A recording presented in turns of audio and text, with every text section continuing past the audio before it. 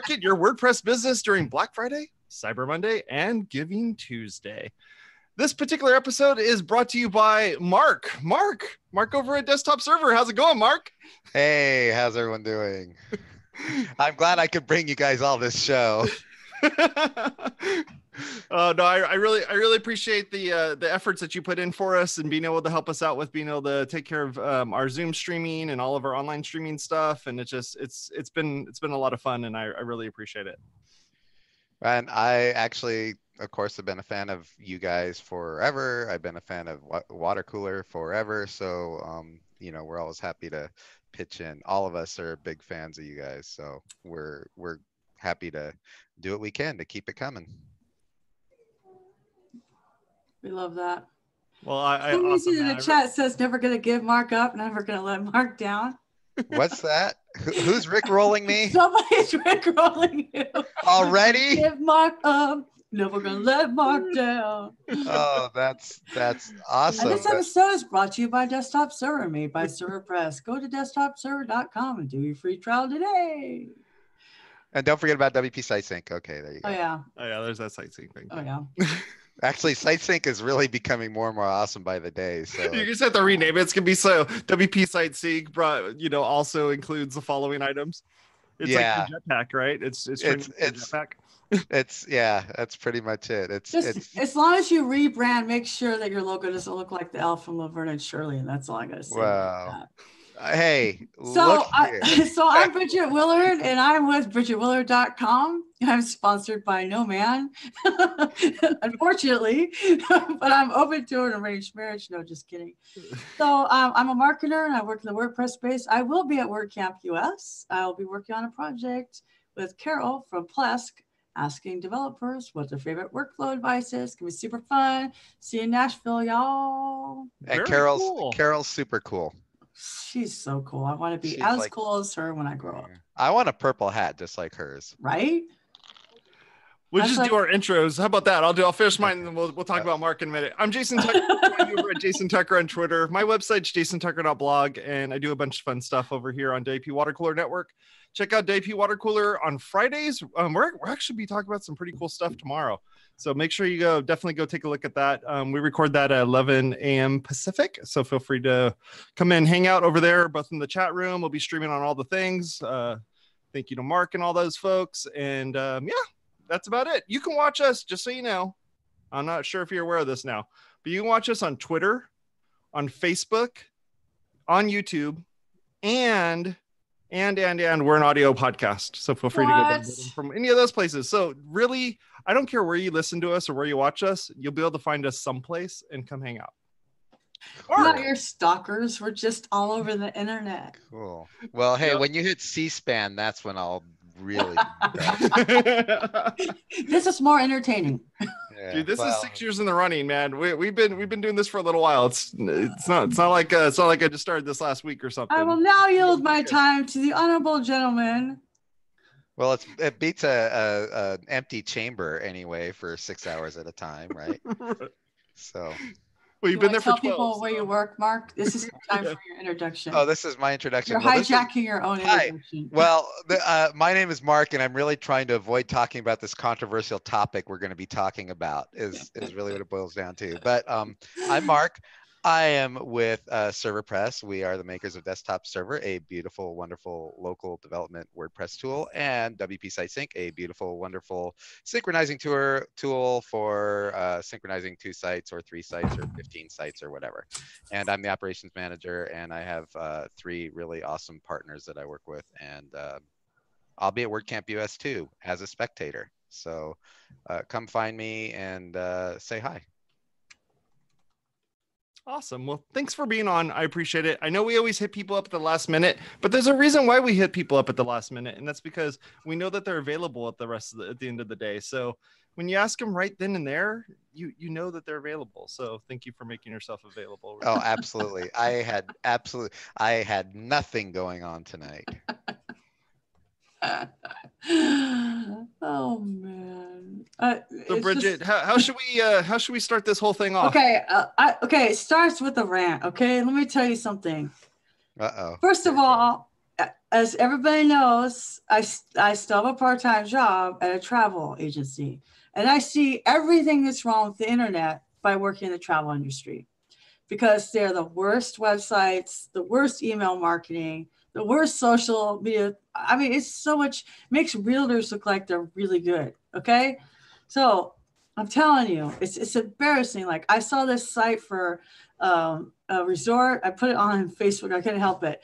It's called Now Amber in Puerto Vallarta, and the whole thing is yellow and white. It makes Bumble look easy to read. It's so hard to read. It's ridiculous. You just like, and so anyway, Travel Agent Academy sends me 3 emails every day, 3. And so then I get like, I go to work with at least 16 junk emails every single day. And then it's a Black Friday. First of all, you buy stuff online on Cyber Monday, okay? Black Friday is for physical stores. So stop, just stop. Number 1, knock it off. If you do not have a brick and mortar store, it's not for you. I didn't even talk about Small Business Saturday. I completely left that out, but that's also brick and mortar. You want to be selling stuff on the internet, you got Monday. That's it, Cyber Monday. If you're a nonprofit, you get Giving Tuesday. If you're not a nonprofit, STFU on Giving Tuesday. Stop taking the limelight away from everybody else. And I basically said this, but in a more politically correct way. And then Mark was like, well, actually, so I said, you guys, maybe to make a difference, you should just stop sending out so many emails. He's like, actually, that's when we do it. And so Jason said, we should have a, like, we need to offend our sponsor, bring him on the show. In one corner, we have Marc Benzakein. He's wearing the yellow shorts. In the other corner, we got Bridget Willard. She's so sick of emails, she can't even take it anymore. Okay, 5 pair, nothing below the belt. 1, 2, 3.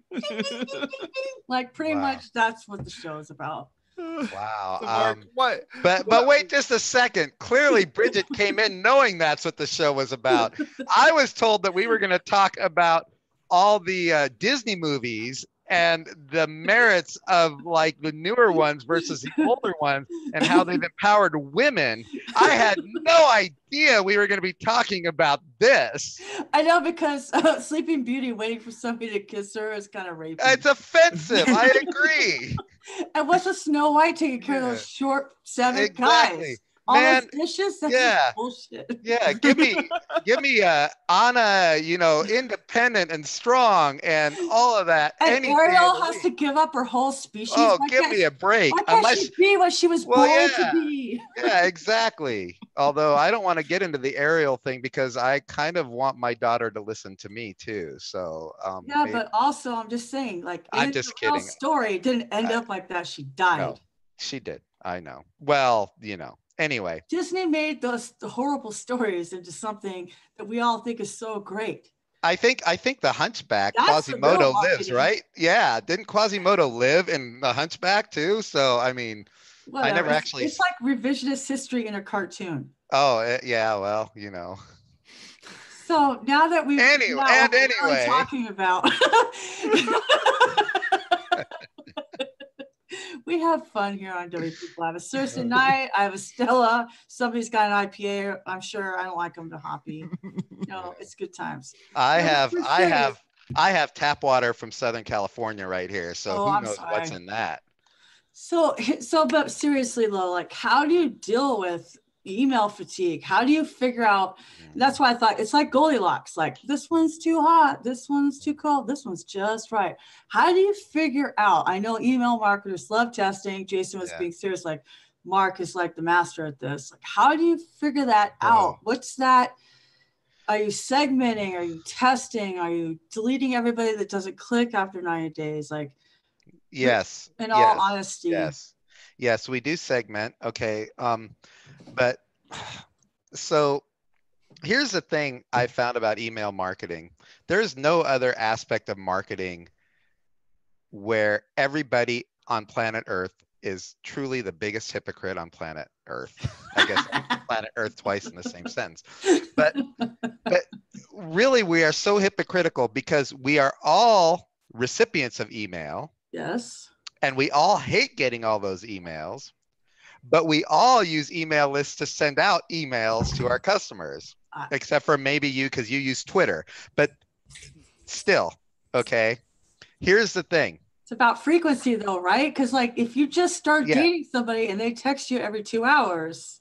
Well, it's about finding that right sweet spot. And so most of us, okay, so to address your issue of the Cyber Monday, Friday, whatever, Small Business Saturday, et cetera, et cetera, et cetera. Okay. First of all, I always feel like the people who have been marketing on Black Friday have been infringing on my Cyber Monday for years. So I have absolutely zero problem infringing on their Black Friday. Okay. Number two, Small Business Saturday. I may not be a brick and mortar, but I'm still a small business. Okay.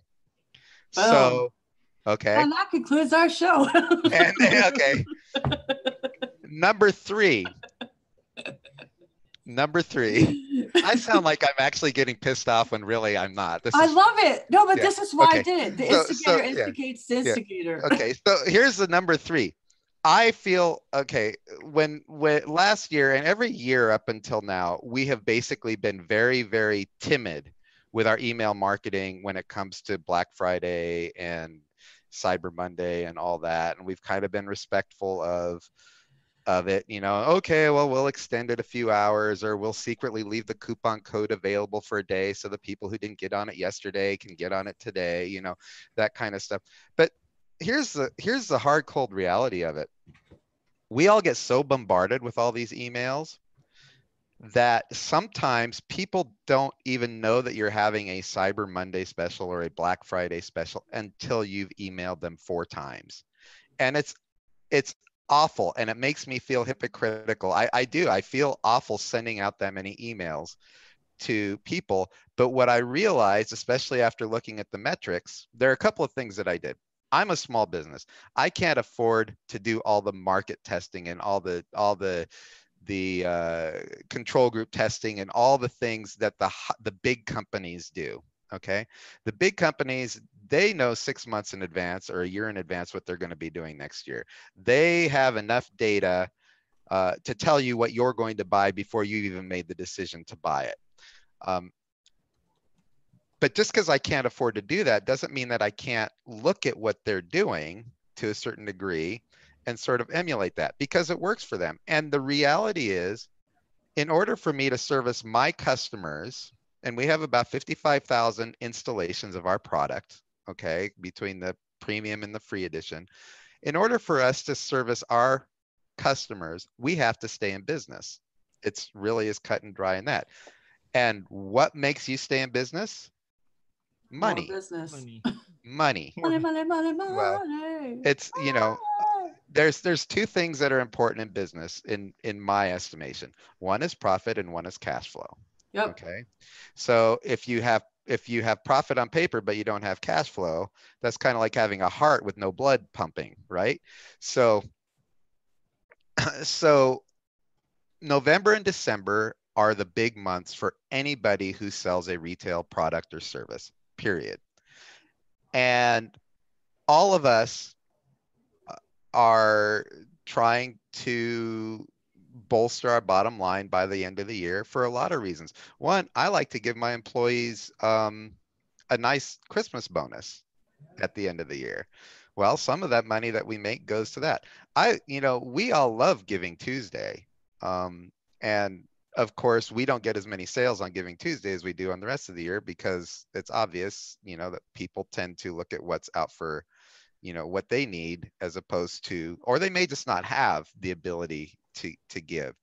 And so I understand that. But it's a tough balance. But I looked at what the big companies were doing, coming back around to that, and I saw that on the big holidays, companies like Best Buy, companies like Amazon, companies like Walmart, companies like even Nordstrom and Bloomingdale's and all these, they will email you on big holidays. And I'm not just talking about Black Friday. Any holiday sale that they have, they'll email you twice a day, minimum. Yeah, twice a day. That to me. Once in the morning and then once in the middle of the afternoon. I wasn't willing to go that far, But this year, what I said was, I'm going to send out an email every single day to remind them that we have this thing going. And even then, we would have people email us and say, how long is the sale good for? Or things like that, even though it would be in the email. Because and I don't blame them. They're getting so bombarded with all these emails too that they're just going through and they're saying, what's the percentage off? Is it worth my time to buy right now? And that's it. And so they just, I get that. And when you're just basically glancing at the email, you're really looking for key points. What's the percentage off? How does it benefit me today?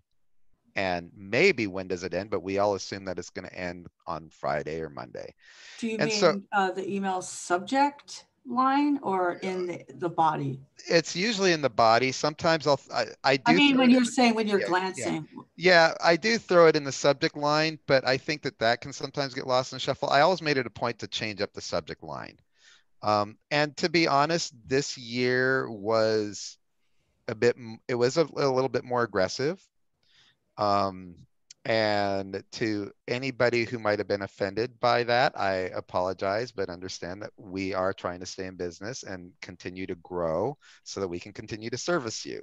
So that's really our big focus, is we have to have a good November and December, just like every business out there needs to. So with all that said, this Black Friday / Cyber Monday ended up being 2016 was our biggest revenue stream year ever. Okay.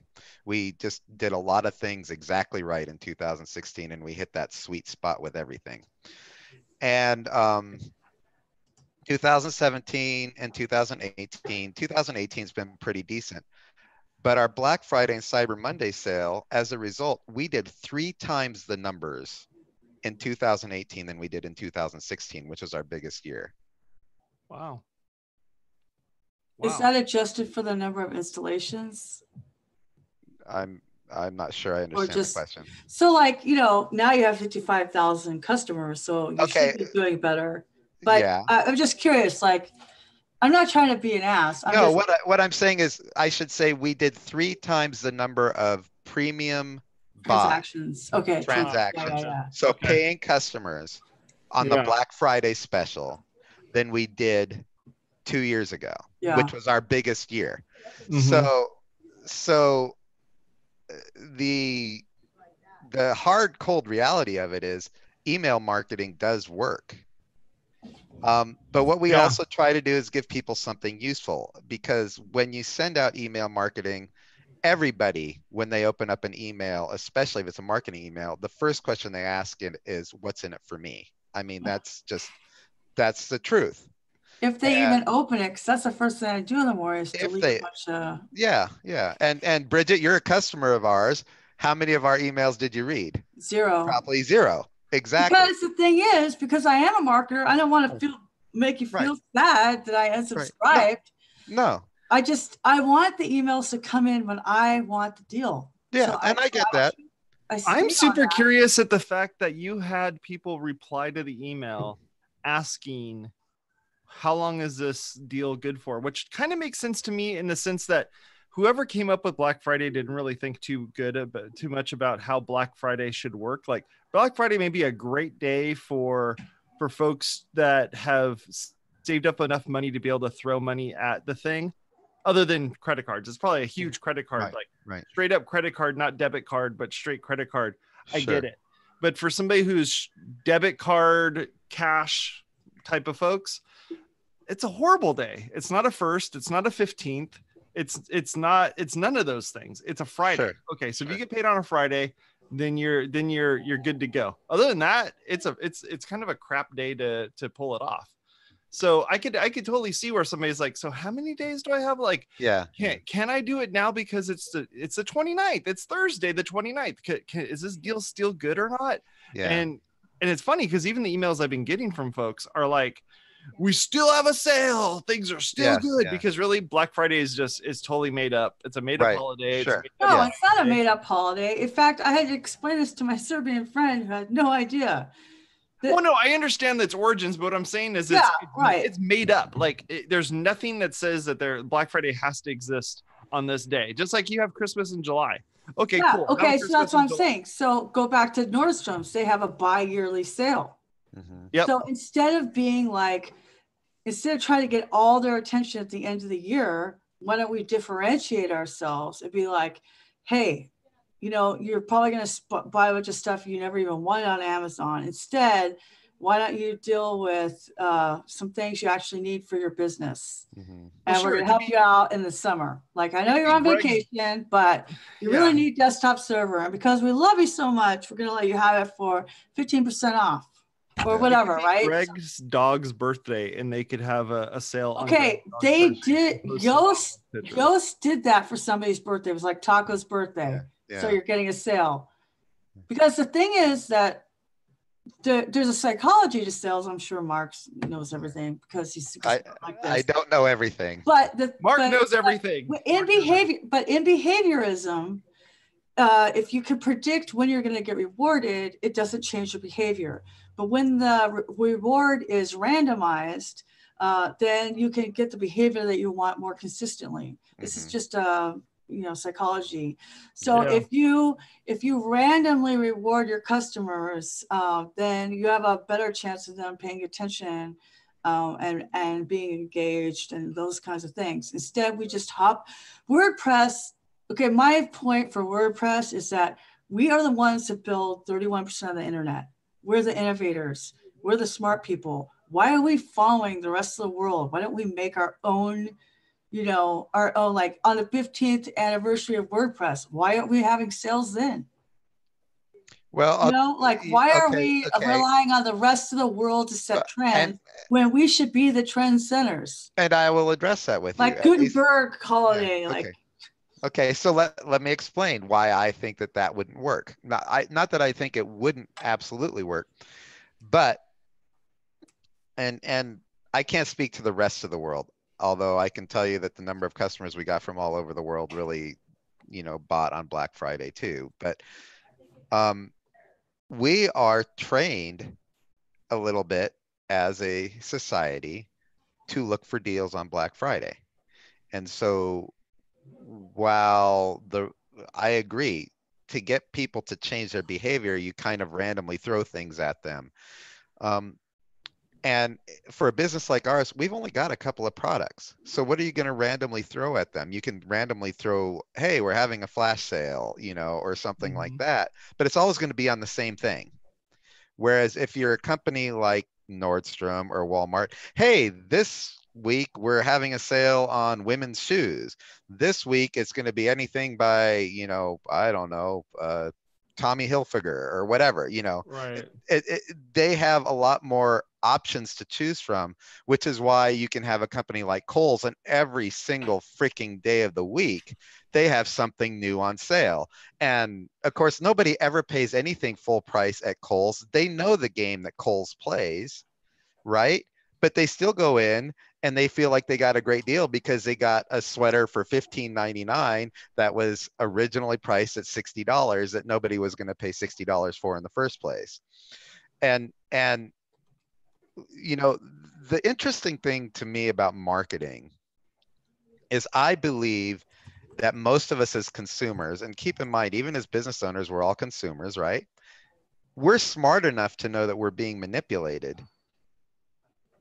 But we also, we really are. I think that our customers know good and well that if they wait for Black Friday, they're going to get a good deal. Okay. They know also good and well that they have been trained that way to believe that. Okay. So I think that we all know that we're being manipulated, but the bottom line is I'm still going to save 30% on something. Regardless of whether or not I'm being manipulated, it boils down to I'm still going to save some money on something.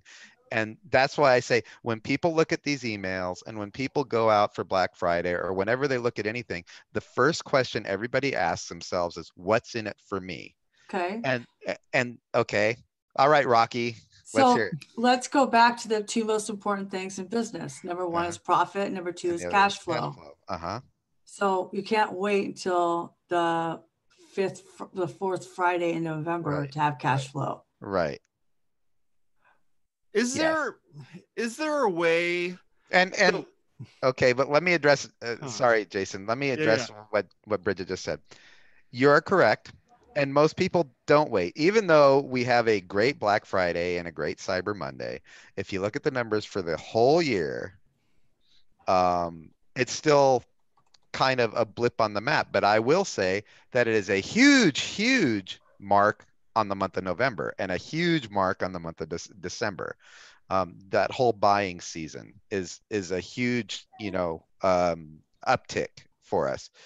But if you compare it to the whole rest of the year, yeah, it's not making the biggest difference in the cash flow, but it does improve the cash flow, and it is a way to because people are buying one time, they're not buying monthly. You're not getting recurring revenue. Correct. Yes. So can we pick your brain for a non-product? Well, let Jason ask his question first. Okay, sorry. Well, the reason I'm the moderator now. Okay, Jason, go ahead. One thing I was wondering about is the fact that, like, for instance, a desktop server is a subscription model that is an annual subscription, which means that they don't have to come back to the site. It's an auto-renewing subscription as well, right? That is something that we just implemented on all products in April of this year. Okay. It was not auto-renewed. On the Black Friday of last year and 2 years ago, we had those as subscriptions, but everything else is until April of this year was just auto-renew. Yeah. Okay. Because the reason why I ask is because if somebody, manual renewal. Yeah. Right. So the reason why I ask is that if it is auto renewal and you don't have to come back to the website during the next year, then you wouldn't have the opportunity to get the person to say, like, hey, by the way, you're going to pay up again. Oh, here's some other stuff we could throw in there as well. So what if you were to do like 15-month subscriptions? So that's not always, your sales cycle doesn't always start in November. Yeah. What if you were to do some type of like 15-month subscription or something where the person would come back, but it wouldn't be on the same day that they come back? Like, for instance, if your TV dies you buy a brand new TV, a year later your TV dies again, you're gonna wait for Black Friday, you're gonna go buy another TV. Sure. But if the TV's maybe its warranty was only a year or something, I'm just trying to think of how could you get somebody to come back to the site because of the fact that they're already a subscriber of yours, and that there's a call to action that could happen that gets them there, that they would want to go and buy the other thing. Another, like, for instance, you guys are doing like, get a free Gutenberg blueprint. That's another extra piece to it. Right. How do you get them to come back not on Black Friday? Like if when 5.0 hits the fan. You mean desktop server version 10? When it supports Node. Hey, you laugh about crap. that. No, I'm just kidding. Oh crap.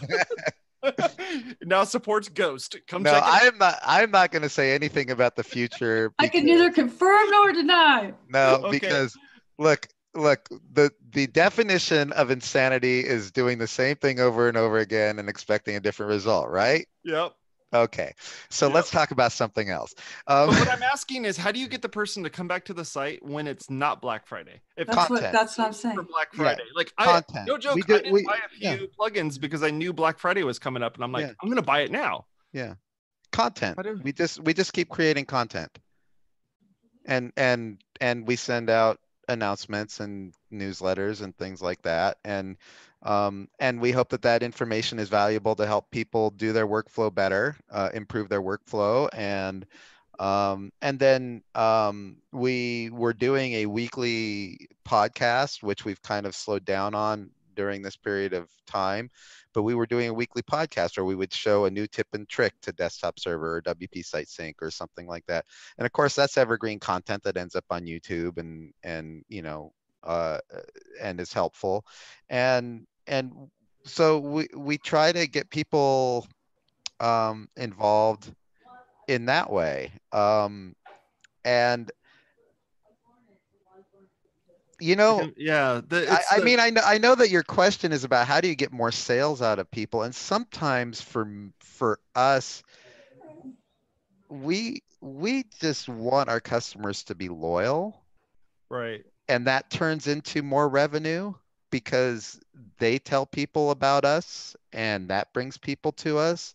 And that's we've really been a grassroots company from the ground up. We started on a shoestring budget, and we built up just by um, in my opinion, working really hard on having integrity with our customers, and uh, you know, uh, you know, doing a mea culpa when we screw up, and just like trying to have transparency.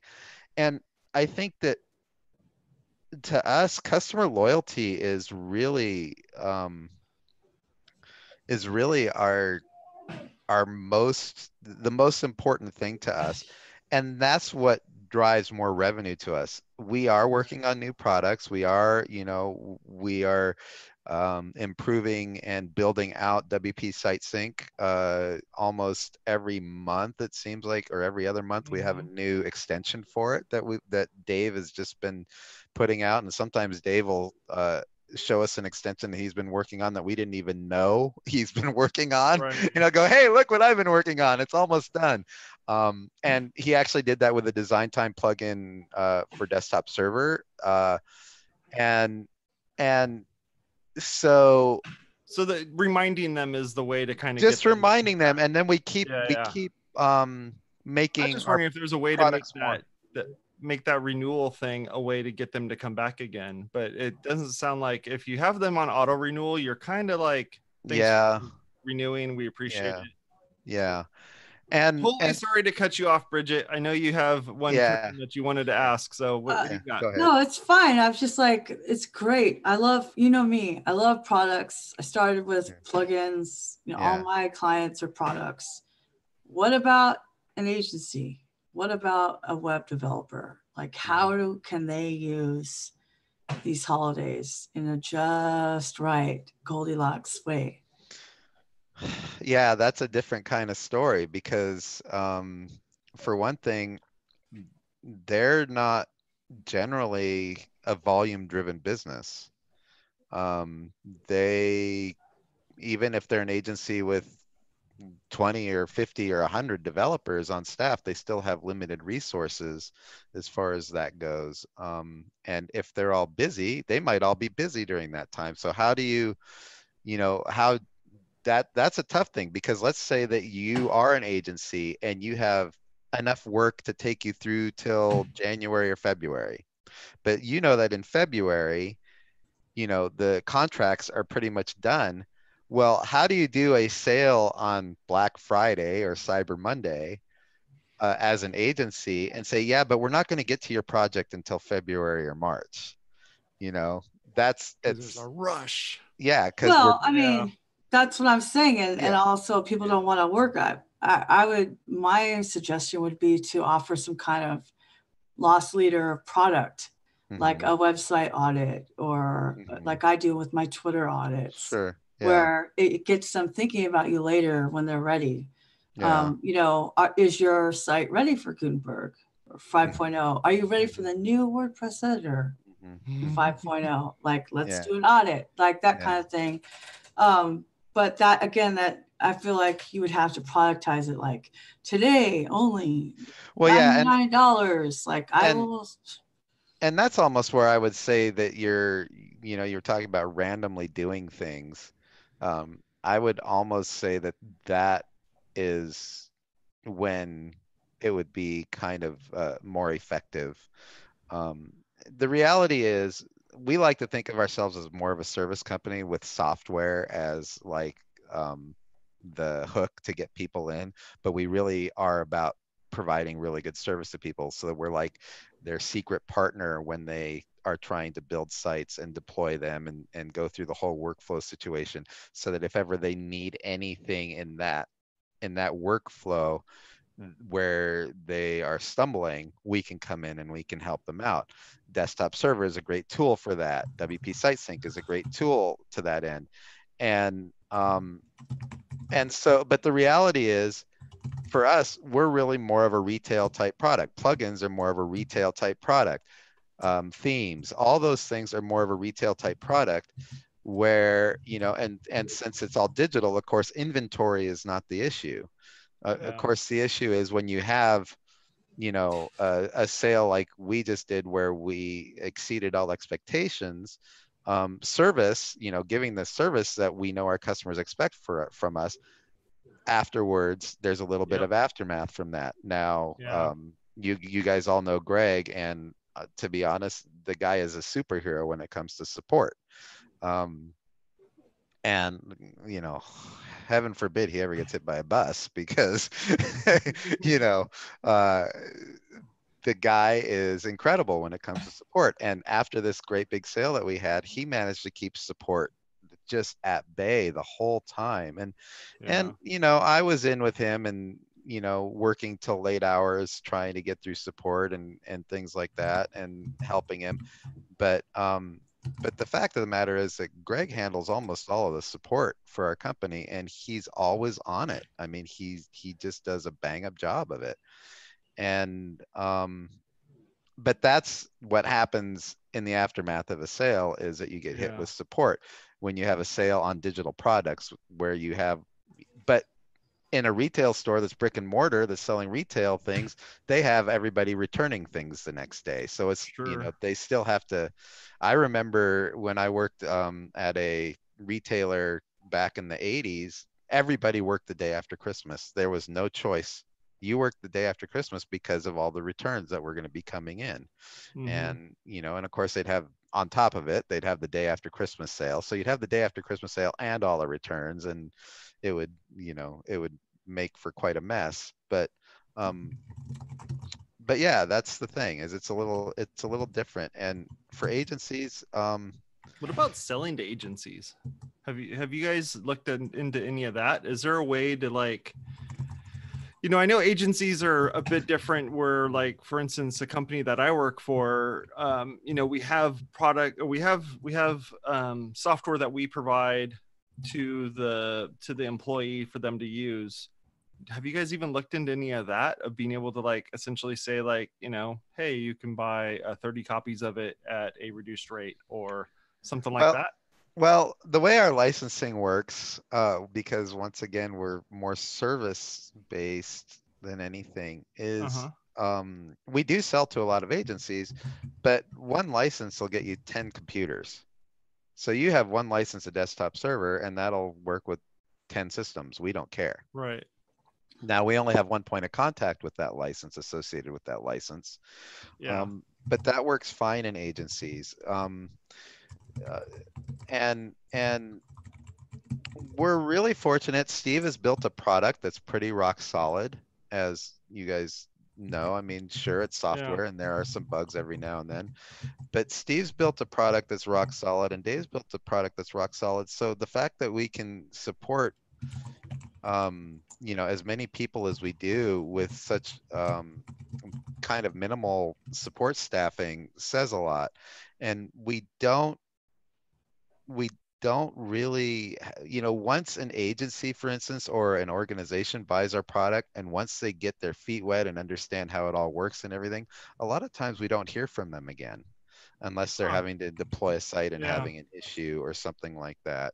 I mean, I'm the guy that has to go buy 30 licenses of one piece of software. It's like, oh, there's this one thing, we need to buy 30 licenses of it. Right.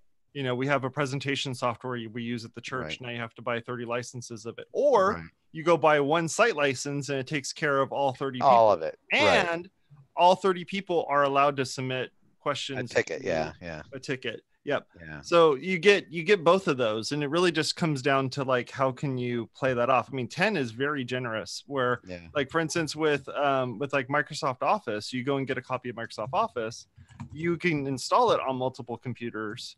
But you also, if you get Office 365, you can get 5 of them, and every one of the people that work for you that has an Office 365 license gets 5 installations per Right. Right. So there's different ways of kind of going about it. And that's why I was trying to look to see like, how is it that that folks that are out there are able to essentially sell more by either figuring out what their max limit is and maybe do one less than it. Mm-hmm. Yeah. Go, oh darn, you do need to buy one more license of it. Okay. Yeah. Well, I mean, that's a little bit why if you look at our desktop server limited product versus our premium, we have a 3-site license, or 3-site, you can only manage 3 sites at a time. Yeah. So for the person who's just wanting to dabble with WordPress and kind of figure it out, and they don't really know what they want to do with it, or they might be a mom and pop shop and they don't really want to plunk down $100 for a site they're going to develop once and then never deal with again, that 3-site thing is great. But then for the person who's a designer or something who's going to do more than 3 sites in a year, and they're going to deploy more than 1 site in a year, we really try to price it so that first site literally makes them more money than what they paid on our product in the first place, because we all understand that we have to pay for tools to do our job, but those tools are designed, they should be designed and they should be priced so that those of us who are buying those tools are making money off of those tools very quickly. Mm-hmm. It's almost like a Disneyland season pass. I know Disneyland's the most expensive season pass you can buy on planet Earth, but a Disneyland season pass is whatever it is, $400 a year now or something like that. I don't know. That's for the lowest low. Okay, I think it's almost 1,000. Okay. But the whole point is, even with Disneyland season passes, you go there 3 or 4 times and you've spent less money on that than you would have if you'd bought, I just said bought, and I hate that. It's not even a word. I don't know why I said it. If you had purchased individual tickets. And the whole thing with any tool that you buy is, if you're not making money off of that tool, if that tool is not helping you to make money, then it's not really a good investment. And so we always want our products to be at the level where people feel like they're making their money with what they're doing very easily, whether they're charging $50 an hour as a WordPress developer or $150 an hour. We want them to feel like, man, I just saved myself 2 hours. It just paid for itself, And so typically we've found our customers tell us, man, that paid for itself on my first job, or within a week it paid for itself, or and we're happy with it, because while we are producing new versions of the software and we're pushing forward with it and improving it constantly, because of the volume that we do with it, it's able to pay for that development, and everybody gets what they need out of it. And that to me is what a long-term business relationship of any sort is both sides of the equation get something out of it. Yeah. And with customers, we don't want our customers to ever have buyer's remorse. So we need them to think that they got something out of the transaction almost immediately. We want them to feel that way. And so we price it accordingly. And that's what works for us, and it has traditionally worked for us. And we didn't, one of the things I expected, going back to the email marketing thing, one of the things I expected with the number of emails that we sent out, I expected to see a huge number of unsubscribes. That's what I was going to ask you about, your attrition rate. Yeah, I expected an acceptable loss. Anytime I send out an email of any sort, we get about a 0.1% attrition. Okay, so that's not 10%, it's 0.1%. Right. So it's very small. With sending these emails out every single day, it was at 0.1%.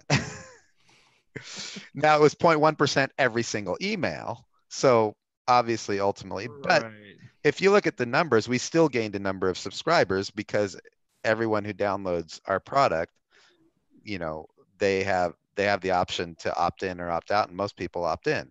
So we still ended up with a positive number of subscribers over where we were when we had started, but it was a 0.1%. It didn't increase because we increased the number of emails we sent out.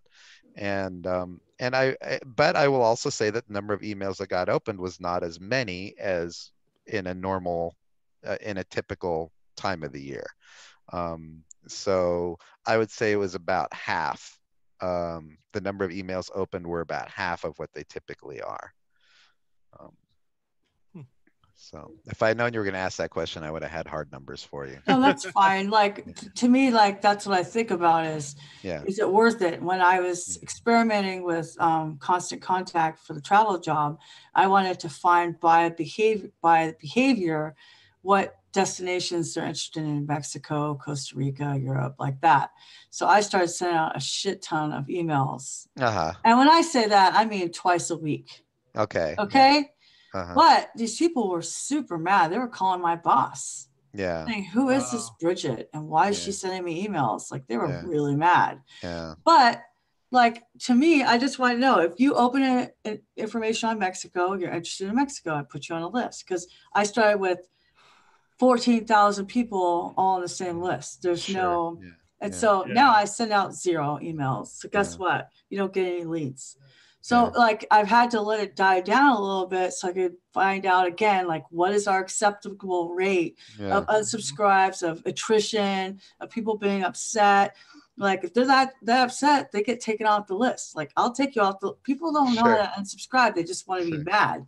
And you know how it is when people are mad, they just want to be heard. But at the same time, like we had to figure it out. We don't want to send you stuff about the UK if you don't want to go to the British Isles. Well, I mean, and that's the thing is, I mean, we literally send out 55,000 emails at a pop, right?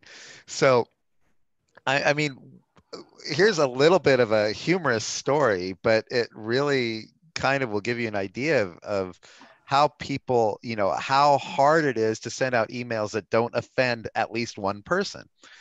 We sent out an email, I don't know, 6 months or 7 months ago. I had decided that I was going to prove down our list. We had gotten up to almost like 80,000 subscribers on our list. Okay. Quote unquote. And so I sent out an email that said, we want you to unsubscribe. I remember that. That was the subject line, right? You and Josh Pollock both did the same thing. Yeah. Well, because he copied me. But anyway.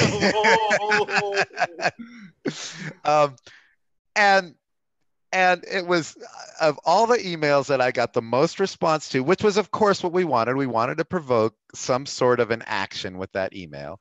And the point of the email was, if you don't find our emails at all useful, please unsubscribe. Managing a list of this size is costly, which it is, and it takes time. And we want to make sure that our emails are ending up in the inboxes of people that actually want them.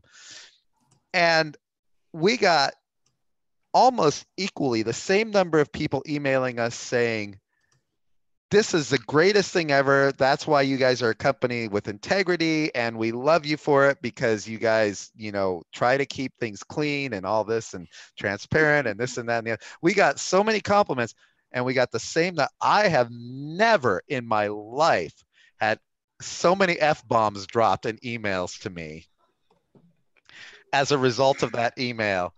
And, and I mean, you guys are a bunch of effing idiots, blah, blah, blah, you know, and I responded to every single one of those personally. No way. I personally responded to every single one of those emails because one of the things is I don't like to piss people off. Okay. But number two, and of course, sometimes when people are pissed off, it's because they just chosen to be pissed off. But the other thing is,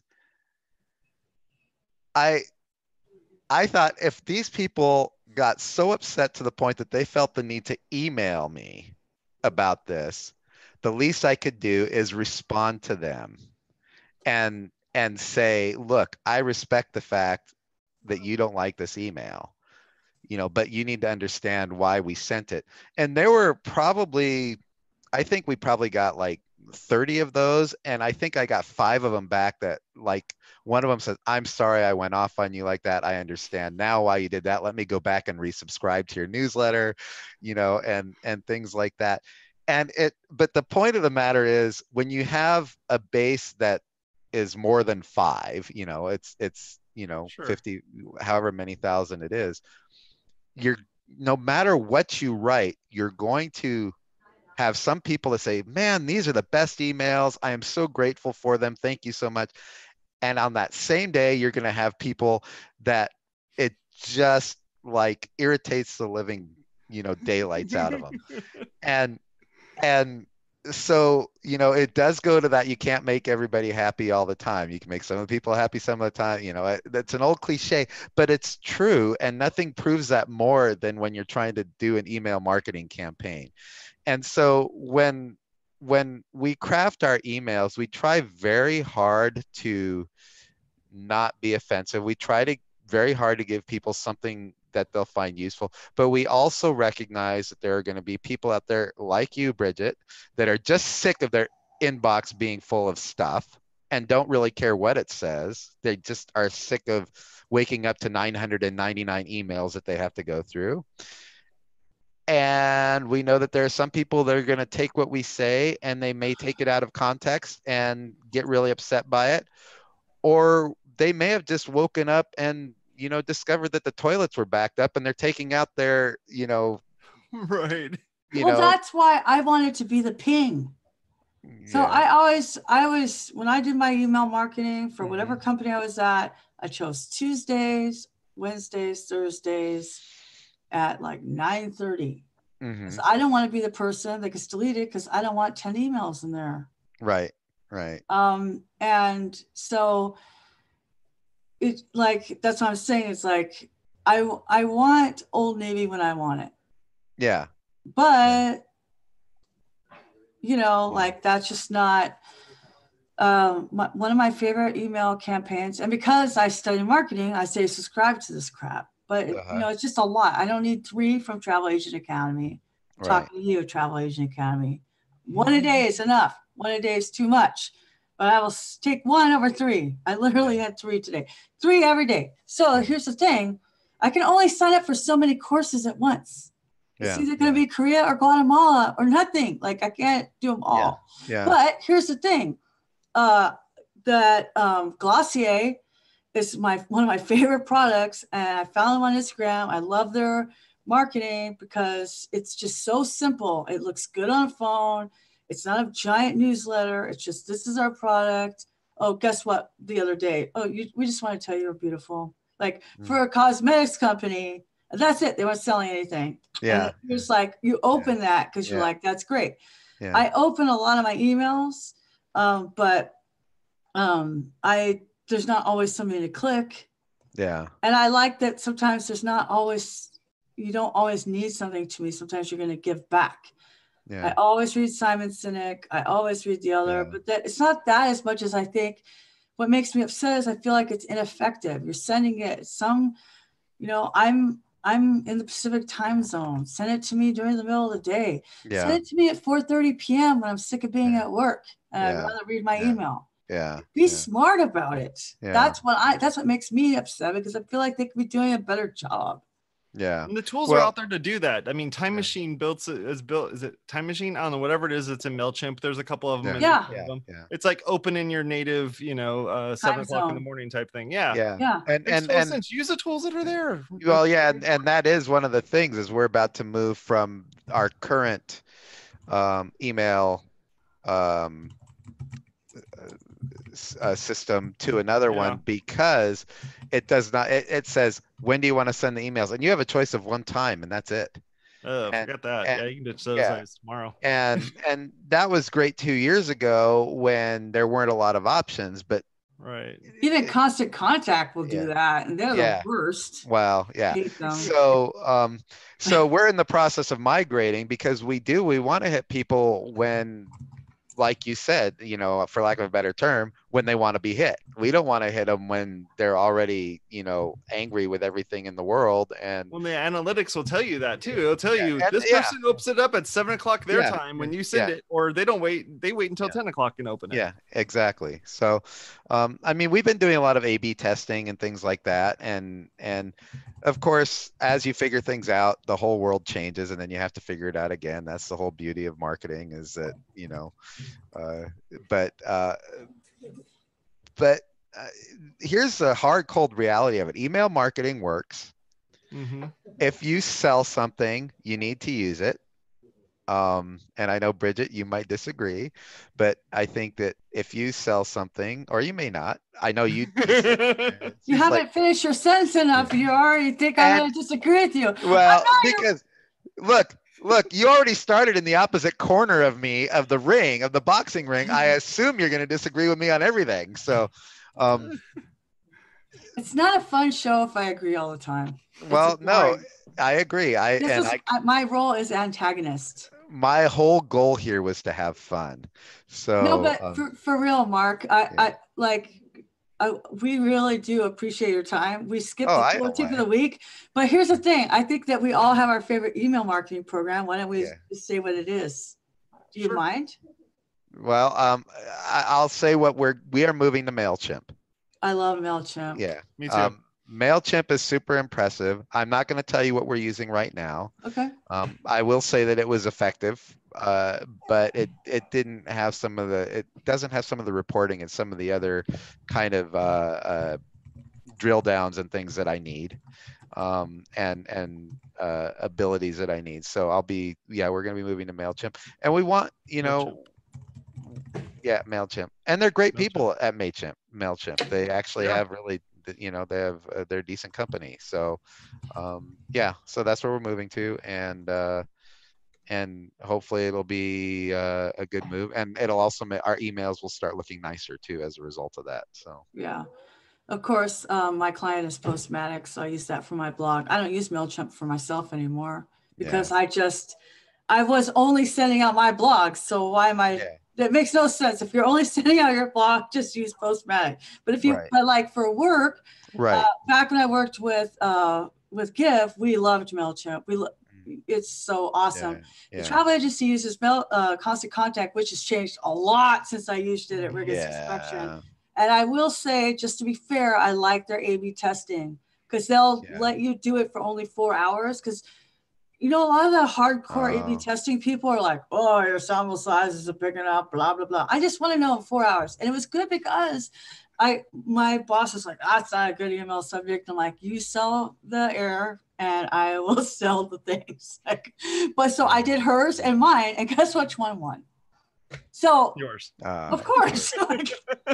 But I don't sell an error. Do you see me selling you a plane ticket? No. That was one of them rhetorical questions, wasn't it? Right. But I will say, to be fair to Constant Contact, that was really awesome. Yeah. That's cool. We use MailChimp. We use MailChimp for our mailing lists over at the church. We use MailChimp for our mailing list here on WPwatercooler. We did the exact same thing that you did, Mark. We went and said, let's prune our list. Let's clean some stuff up. And I would love to even do a conversation with that at some point, Bridget, of, how should you clean up your mailing list? I mean, I know we talked about segmentation and all that sort of stuff, but I think there's a little bit of maintenance sort of thing that needs to happen here. And that might be a spring cleaning thing. Maybe we'll do that in the spring. And because we've had some folks on here and talk about that. We had Christy Chirinos from Caldera Labs and Amy Hall from MailChimp Expert. Both of them are hardcore, but we almost need the desktop version of this. The reason why I'm in WordPress is because of desktop server, right? Yeah. We need the entry level, okay, I'm just Bridget, I'm just a secretary.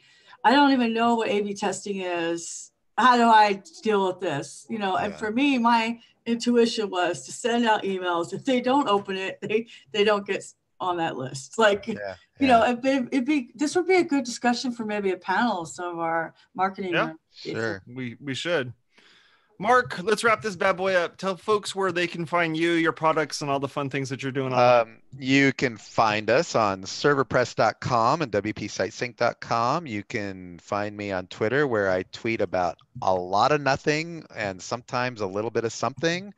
And I am at Marc Benzak, and that's MarcBenzak. And you can find me at WordCamp US, and you will be seeing me at a lot of WordCamps next year too. So I plan to be doing quite a few WordCamps. So, and Awesome. If you don't see me, you'll see Greg. So, and maybe Steve and Dave too. By the way, Steve and Dave say hi. Oh, and Greg probably does too, but he didn't say that. So. All right, folks, talk to y'all later. You have a good rest of your day. Make sure you hit the share button on one of these things. We posted it everywhere. It's available. Feel free to go take a look at it and share it with your friends. Talk to y'all later. Bye-bye. Thank you.